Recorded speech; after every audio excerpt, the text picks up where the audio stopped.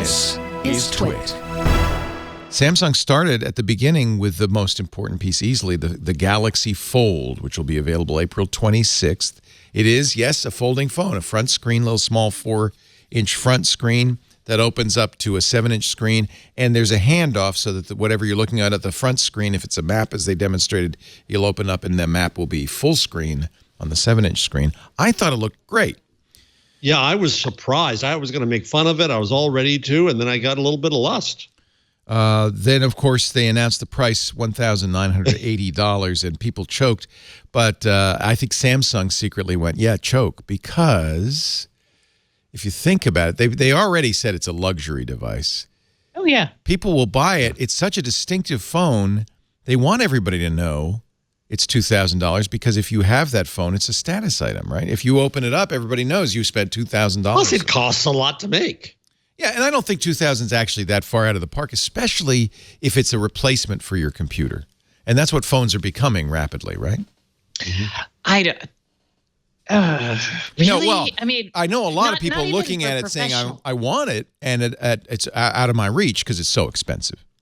I mean, like in a normal house where you have a computer at your job, people still mostly have computers unless they're in like a weird field, maybe design or something. Every home still has a computer unless you're, I know every No, home millennials may not, though. Remember? No, because if you still have to write something or do anything, you have to do it on a computer. I am asking. I'm thinking this through. I'm like, I think you might be. That might be a generational gulf. I might be old, Stacy. I wasn't going to say my daughter spends a lot of time on her computer. I mean, I'm willing for that to change, but she's a student. She's a student, but once you're not a student, you're not writing papers, you're not doing homework. I mean, it's already the case that we all, and I bet you're included in this, spend much more time on the mobile version of our computers than on the desktop versions. Maybe you're not because you're a writer. Right, but I do see your. I'm just. Wow. Welcome to the new world. No, I'm just thinking about like paying bills or like buying stuff. I mean, yes, I buy stuff on my phone too, but like, they demonstrated a 3-pane interface, so you have tiled windows, and it looked pretty easy to swap the windows around. A keyboard, if you want. I'm sure there's a keyboard available. Yeah. I mean, I cleaned up my office. Doesn't it look good? Huh? And what's better? It looks completely different. It does. I was wondering. I was laughing because I'm like, "What'd you find, Jeff?" So I found my. I think it was was Trio owned by Palm for a while? Yes. So I found my Trio. Well, they weren't owned by Palm, but they did the Palm OS. Well, I think it was the Trio. I think it was my Trio. I can't even tell. But the point is having the keyboard on it. I thought how addicted we were and how keyboards. Yeah, it's Palm. Have become less and less and less important, and also in a less text-based world. I mean, paying bills, Stacy, that's point and click. It's writing stuff. Sorry. Well, you might. It just depends what you write. Yeah. So I thought really interesting on this, and this isn't the folding phone. They show this on the S10. It's essentially an dedicated Instagram device. In fact, they had the CEO of Instagram, longtime Facebooker, Mosseri, come up on stage. And they showed how quick it was to share directly to Instagram without even opening the app. And, of course, Samsung has taken some heat in years past because you can't uninstall the Facebook app. Now, I'm sure will be unable to uninstall the Instagram app. And that's very interesting. That's an interesting play. So Samsung is looking at how people use phones. Remember, as a South Korean company, they may have culturally a different point of view. In Japan, everybody laughed when the phablet came out. Right. Everybody said, "Oh, those weird Koreans, only they will use it in the world. Nobody's going to want a big phone." That's the best analogy. And in fact, I bought the first Note, fell in love with it, have owned every Note since. People laughed at me. I put the Note to my head. Yeah, I think we did. Yeah, I think I did. Say, what's that? When you put that piece of lumber you're holding up. But I loved it. And so I do think this is going to be. I poo-pooed folding phones right up until this demo. Yeah. Oh, see, and I thought they were awesome. You were starting to talk. Oh, there you go. I thought folding phones were awesome. I was waiting for this, and I'm like, you guys were all like, oh, man. I'm like, let's see. But you were right. I'm still stuck on this idea of computing. That's what I'm thinking. I'm thinking about like, oh, how do you book travel? How do you? Well, but again, maybe you're right that the only reason I brought that up is because $2,000 is that's the price of a laptop. Well, yes. I'm like, you know what we need? We need another generation on this show. We need a millennial. Well, not even. We need a young millennial. Yeah, I bet you Henry, he'd be happy with this. Although did Henry watch? Was he around? He did watch, I think. He is around.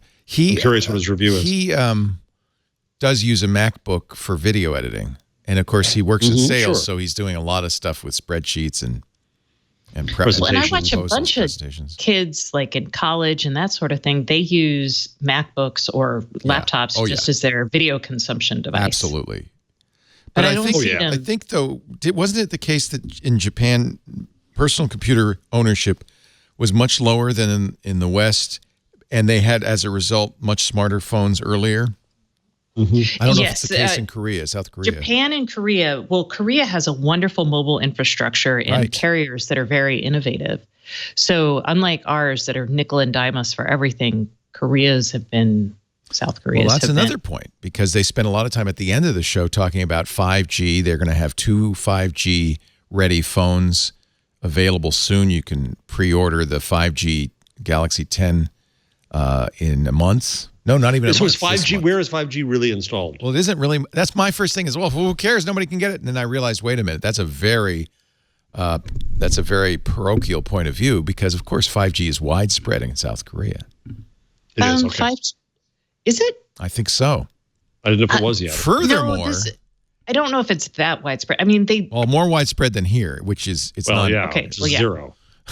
Yeah, we don't have any 5G. One estimate is by 2023, an entire 32% of the U.S. population will have access to 5G, but in 2 years, 1/3. Yeah, that doesn't surprise me. So as of December, South Korea launches 5G, but only for enterprise users initially. But they're anticipating. Furthermore. Pardon me? Because didn't Qualcomm just launch their 5G mobile chip that's actually reasonable for the phone? I suspect that's the chip. Yeah, I suspect that might be the chip they're waiting on. Right? I mean, that just happened this week. Right. Furthermore, what Chinese giant makes 5G gear that is currently being spanked all around the world? Oh. Huawei. And I thought, well, gee, this almost sounds like Samsung might make 5G networking gear for carriers. They do. So it's a competitive opportunity to grab some market share. Oh, so 5G mobile routers and 5G, let's see. The SK, South Korea telecom provider, offers 5G. There's actually 2 service providers. They both have spectrum. I guess it's coming soon. Sooner there than here. I'm not clear. Outside and you got to figure out if it's mobile 5G or if it's just them using 5G like Verizon. They plan to provide enterprise customers with 5G in Busan, Incheon, Daegu, Daejeon. That's fixed. That's enterprise. That's Gwangju, and Ulsan. Yeah, that's fixed mobile or fixed wireless. Yeah, but you're right. And in fact, we have fixed wireless, not the same standard, but we have fixed wireless in the US as well in enterprise. Right. Well, we have fixed wireless 5G. That's what Verizon's offering people right now. That's right. But it's their 5G. It's not our. It's not the 3GPP standard that is used by cellular carriers. Oh, I love it when you guys geek out. That's not geek. It's just accuracy. Yeah, well, yes. Sorry, that was like the nerdiest thing I think I've ever said. Excuse me, I'm not being a geek, I'm just being accurate. Excuse me. I'm going to be pedantic for a moment. Excuse me, this is not pedantry, this is accuracy.